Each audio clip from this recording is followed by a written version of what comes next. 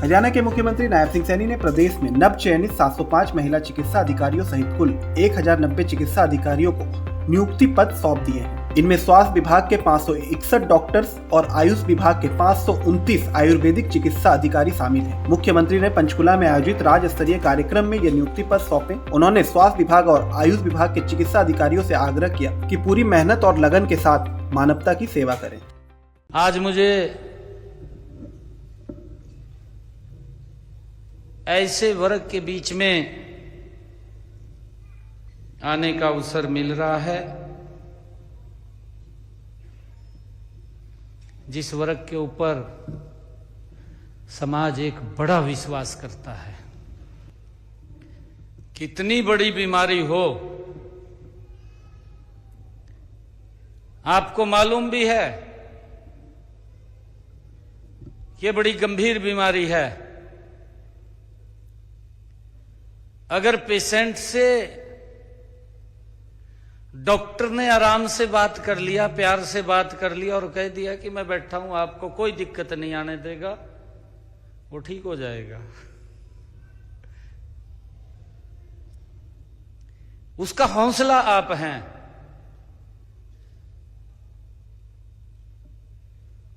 कई बार बीमारी भी नहीं होती, घूमता रहता है, लास्ट में पता लगता है कहा बीमारी तो कोई नहीं है। तो मेरा आप लोगों से आग्रह है कि हम सब हरियाणा प्रदेश के अलग अलग क्षेत्रों में सेवाएं देने के लिए आज से हम जाएंगे।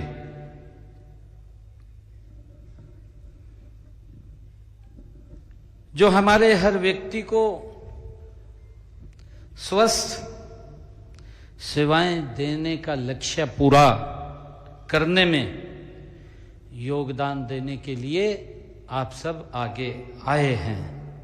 मैं आप सभी पुनः नवनियुक्त डॉक्टर्स को इस महान सेवा के लिए आप सबका बहुत बहुत स्वागत करता हूं, आप सबका दिल से धन्यवाद करता हूं। आप सभी ने कठिन परिश्रम, समर्पण और अथक प्रयासों से इस मुकाम को हासिल किया है। इसके पीछे आपकी एक शक्ति लगी है, एक ताकत लगी है। मैं आपके परिवारजनों को, आपके माता पिता को मैं बहुत बधाई देना चाहूंगा कि उन्होंने आपको इस मुकाम के ऊपर पहुंचाने के लिए दिन रात कड़ा संघर्ष और पसीना बहाया है।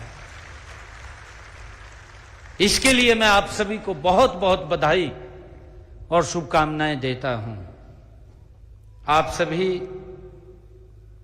हमारे उस भर्ती अभियान के तहत नियुक्त हुए हैं जिसका लक्ष्य प्रदेश में डॉक्टरों की जो कमी लगातार रहती है उसको पूरा किया है। आप जानते भी हैं कि हरियाणा प्रदेश ही नहीं, पूरे देश में डॉक्टर्स की कमी है। इस कारण आप पर काम का भार भी अधिक होगा, क्योंकि हम ये भी देखते हैं कि जिस रेशो के अंदर डॉक्टर्स आने चाहिए थे उस रेशो में डॉक्टर्स नहीं आए। व्यवस्था की कमी थी, कोई और कारण भी हो सकता है। जितने डॉक्टर्स हर वर्ष आने चाहिए उतने डॉक्टर नहीं आ पाए। परंतु पिछले 10 वर्षों में अगर हम देखें, हर वर्ष डॉक्टरों की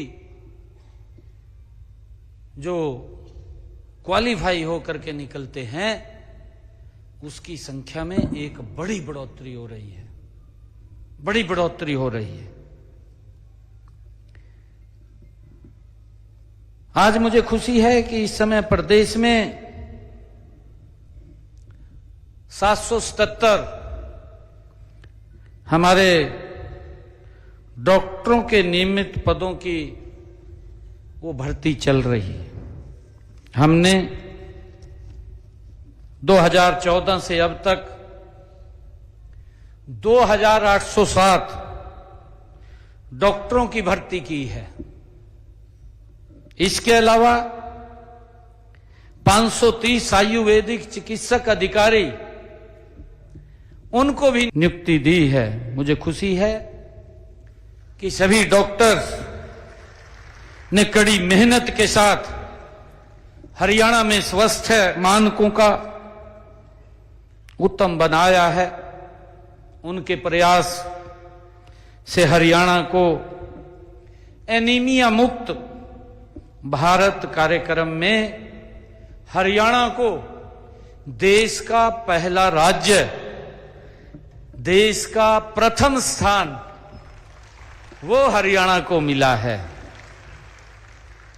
ऐसी और भी कई उपलब्धियां हैं जो हरियाणा ने हासिल की हैं। मुझे खुशी है कि मैं आज आप सबके बीच में आया हूं। स्वास्थ्य सेवा केवल एक पेशा नहीं है, बल्कि यह मानव सेवा का एक पवित्र कार्य है जो हम सबको यह जिम्मेवारी मिली है। आपको विरासत में उनके द्वारा स्थापित किए गए सिद्धांत मिले हैं। मुझे विश्वास है कि आप उनका अनुकरण करते हुए सेवा के नए मानदंड स्थापित करेंगे।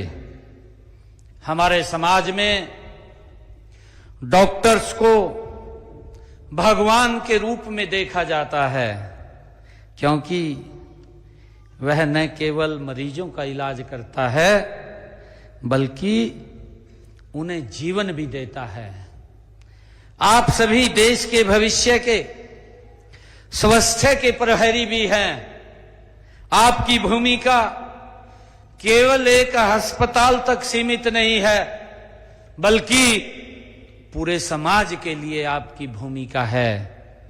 आप उन महान चिकित्सक शास्त्रियों को परंपरा से आते हैं जो गंभीर से गंभीर बीमारियों के इलाज करने के लिए जाने जाते हैं।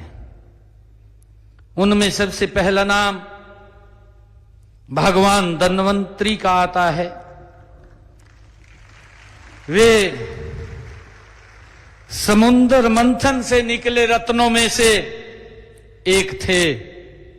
उनके अलावा भी कितने ही नाम हैं जिन्हें आधुनिक चिकित्सा विज्ञान भी अपना आदर्श मानता है। महर्षि पतंजलि, चरक, सुषेण और अन्य चिकित्सा शास्त्री हुए हैं जो हमारे लिए पूज्य हैं। चिकित्सकों को पूरे संसार में बड़ा मान सम्मान दिया जाता है। हम सभी जानते हैं कि पूरी दुनिया पर कोरोना का जो एक कहर महामारी आई, पूरी दुनिया को इस कोरोना की महामारी ने हिला करके रख दिया था। उस समय में हमारे डॉक्टर्स, हमारे स्वास्थ्यकर्मी ने दिन रात मेहनत कर यह साबित कर दिया कि भारत का स्वास्थ्य तंत्र मजबूत है। ये आप लोगों ने ही साबित किया। मुझे खुशी है, हम सब ने देखा कि उस समय संकट के समय हमारे डॉक्टर ही सबसे फ्रंट लाइन में खड़े थे, सबसे आगे। उस कोरोना के समय में हम देखते थे कि कोई व्यक्ति अपने गाड़ी खोलने के लिए भी हाथ नहीं लगाता था। ऐसी स्थिति थी। हर व्यक्ति अगर पता चल जाता था, परिवार के लोग भी दूर हो जाते थे। परंतु उस स्थिति के अंदर, फ्रंट लाइन के अंदर अगर कोई व्यक्ति खड़ा था तो हमारे देश के डॉक्टर खड़े थे। ये मेरे लिए बड़ी खुशी की बात है। यही भावना हमें आगे भी बना करके रखनी होगी। समाज की सेवा का यह सुनहरा अवसर आपको भी मिला है। आप आज यह संकल्प लेना है कि आप इसे पूरी ईमानदारी और निष्ठा से हम निभाएंगे। मरीजों के प्रति संवेदनशीलता और एक करुणा रखना सबसे महत्वपूर्ण है। याद रखिए, आपकी एक मुस्कान से, आपके कुछ स्नेह भरे शब्दों से मरीज आधा ठीक हो जाता है। मुझे खुशी है, आप सब भी जानते हैं कि आज चिकित्सा विज्ञान में तेजी से बदलाव हो रहे हैं। Artificial intelligence, robotic surgery, gene therapy जैसी नवीनतम तकनीकों ने चिकित्सा क्षेत्र में क्रांति ला दी है। भारत भी इस क्षेत्र में तेजी से आगे बढ़ रहा है। आपको निरंतर सीखते रहना होगा और नई तकनीक को अपनाना होगा। आप देश के नागरिकों को विश्व स्तरीय आधुनिक चिकित्सा सुविधाएं प्रदान कर सकें, ये अपेक्षा आप लोगों से है, समाज को है, लोगों को है। एक डॉक्टर होने के नाते आपकी भूमिका केवल रोगों का इलाज करने तक सीमित नहीं है, बल्कि आपको समाज में जागरूकता फैलाने का भी कार्य करना होगा। आपको न केवल बीमारियों का इलाज करना है, बल्कि एक स्वस्थ समाज का निर्माण भी आप लोगों ने करना है। स्वस्थ और स्वच्छता के प्रति लोगों को शिक्षित करना, जागरूकता अभियान चलाना और सही जीवन शैली को बढ़ावा भी देना भी आपकी नैतिक जिम्मेवारी है। मैं आपके द्वारा विकट परिस्थितियों में भी श्रेष्ठ कार्य करने पर उनकी प्रशंसा किए बिना नहीं रह सकता। यह सच है कि कम दबाव के कारण, जो काम का दबाव है, काम के दबाव के कारण कई बार आपको या उनके परिजनों, मरीजों के से अनदेखी व लापरवाही के आरोप भी वो सुनने पड़ेंगे। इस व्यवसाय की गरिमा बनाए रखने व स्वस्थ समाज के निर्माण के लिए आपको हर समय काम करने के लिए तैयार रहना पड़ेगा। फिर भी आप धैर्य से सेवा में लगे रहते हैं। वर्तमान समय में देश की लगभग 140 करोड़ आबादी को स्वास्थ्य सेवाएं उपलब्ध करवाना बहुत बड़ी चुनौती हमारे सामने है। इसलिए डॉक्टरों और पैरामेडिकल स्टाफ की कमी को पूरा करने के लिए आज उच्च कोटि के चिकित्सा शिक्षा संस्थान खोलने की और आवश्यकता है। इस दिशा में हम आगे बढ़े हैं। हमने हर जिला में एक मेडिकल कॉलेज की स्थापना का लक्ष्य रखा है। अब तक नए मेडिकल कॉलेज 9 खोले जा चुके हैं और आज हरियाणा के अंदर हमारे 22 जिलों में से 15 जिलों में मेडिकल कॉलेज चल रहे हैं। हमने प्रदेश में एमबीबीएस की सीटों को बढ़ाकर 2185 उनकी संख्या की है। अगर हम देखें जिसकी मैं बात कर रहा था कि या तो व्यवस्था की कमी थी या हमारे सिस्टम के अंदर हम उसको नहीं कर पाए। अगर हम 2014 से पीछे जा करके देखें तो केवल हरियाणा के अंदर 700 सीटें ही हर वर्ष 700 डॉक्टर बनकर के निकलते थे। इसके अलावा 289 पीजी की सीटें थी और आज हमने पीजी की सीटों को बढ़ा करके 1006 वो कर दिया है। धीरे धीरे हमारे मेडिकल कॉलेज जो खुल रहे हैं, हर कॉलेज के अंदर सीटों का प्रावधान करते हैं और हमने 2185 सीटें हरियाणा के अंदर वो कर दी हैं। इतने डॉक्टर्स बन करके आज हर वर्ष आ रहे हैं। मुझे ये भी खुशी है कि हमने भविष्य को ध्यान में रखते हुए अभी ये निर्णय पिछले दिनों लिया कि हमारे प्रदेश के अंदर जो डॉक्टरों की कमी है, उस डॉक्टरों की कमी को पूरा करने के लिए हमने जो डॉक्टरों की सेवानिवृत्ति थी उसकी आयु 58 वर्ष थी, उसको भी बढ़ा करके हमने 65 वर्ष करने का काम किया है। हमारा लक्ष्य है सर्वे भवन्तु सुखिनः सर्वे सन्तु निरामया। इसीलिए हम प्रदेश में किफायती, सुलभ और आधुनिक चिकित्सा सुविधाएं प्रदान करने के लिए प्राथमिकता दे रहे हैं। इसके लिए कई योजनाएं चला जा रही हैं। अब इन योजनाओं का लाभ लोगों तक पहुंचाने का भार आपके कंधों पर है।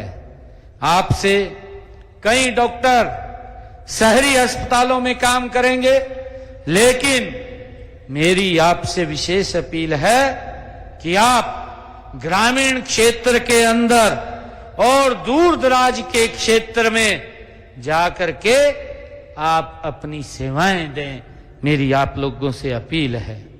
गांव में आज भी विशेषज्ञ डॉक्टरों की भारी कमी है और यह कमी केवल आपका योगदान ही पूरी कर सकता है। आज से आपकी एक नई यात्रा शुरू हो रही है। यह एक सेवा यात्रा है जिसमें आपको देशवासियों, प्रदेशवासियों के जीवन को बेहतर बनाना है। आपके हाथों में लाखों लोगों की जिंदगियां हैं। आपकी मेहनत से ही भारत एक स्वस्थ, समर्थ राष्ट्र बन सकता है। मैं आपको फिर से बधाई देता हूं और आपके उज्जवल भविष्य की मैं कामना करता हूं। मुझे खुशी है कि हमने लगातार हरियाणा में जो एक सिस्टम चला है, क्योंकि इससे भी हमारे युवाओं को हम देखते थे। अभी मैं आपको 2014 से पहले का एक किस्सा भी बताना चाहता हूं, क्योंकि 2014 से पहले डॉक्टर बनने के लिए बहुत मोटे पैसे की आवश्यकता होती थी और इसके पीछे सरकार ने कड़ा स्टैंड लिया है। बड़े बड़े लोगों को चिंता नहीं की किसी की, उनकी चिंता नहीं सरकार ने की, क्योंकि गरीब का बच्चा भी डॉक्टर बनना चाहिए। ये कल्पना अगर किसी ने किया, ये भारत के यशस्वी प्रधानमंत्री नरेंद्र मोदी जी और हरियाणा की डबल इंजन की सरकार ने की। आज मुझे खुशी है, हम देखते हैं नीट की जब परीक्षा ये होती है, हमारे बच्चे जब उसमें सिलेक्ट होते हैं, उनके इंटरव्यू के लिए भी अलग से, जैसे हमारा हरियाणा के अंदर पीजीआई रोहतक, उसमें काउंसलिंग होती है। उस काउंसलिंग के बाद बच्चों को अलग अलग जगह उनको भेजा जाता है। इसमें ट्रांसपेरेंसी लाना सरकार ने कड़ाई से काम किया है और उसके कारण से आज हम देखते हैं कि आज हरियाणा के अंदर लगातार डॉक्टरों की संख्या भी बढ़ रही है। मैं इसके लिए आप सबको बहुत बधाई देता हूं और समाज को आपके ज्ञान, समर्पण और सेवा की आज जरूरत है। आइए मिलकर के एक स्वस्थ और सशक्त राष्ट्र का निर्माण हम सब मिलकर के करें। आप सबको पुनः मैं बहुत बहुत बधाई और शुभकामनाएं देता हूं। आज से आपका एक नया जीवन वो प्रारंभ होगा। मैंने अभी कहा भी था, मैं पुनः आप लोगों से अपील करना चाहता हूं कि हम ये ना सोचें कि मेरी ड्यूटी कहाँ लगी है, कहाँ नहीं लगी। हमने मानवता की सेवा करनी है। ड्यूटी हमारी कहीं पर भी लगे और वहीं जाकर के हम इस हरियाणा प्रदेश के 2,80,00,000 लोगों के स्वास्थ्य की चिंता करते हुए इस हरियाणा प्रदेश और देश को स्वस्थ करने का जिम्मा हम सब के कंधों पर है। सशक्त भारत का निर्माण, सशक्त हरियाणा का निर्माण अब आप सब के कंधों पर है। मैं आप सबको बहुत बहुत बधाई और शुभकामनाएं देता हूं। धन्यवाद। जय हिंद,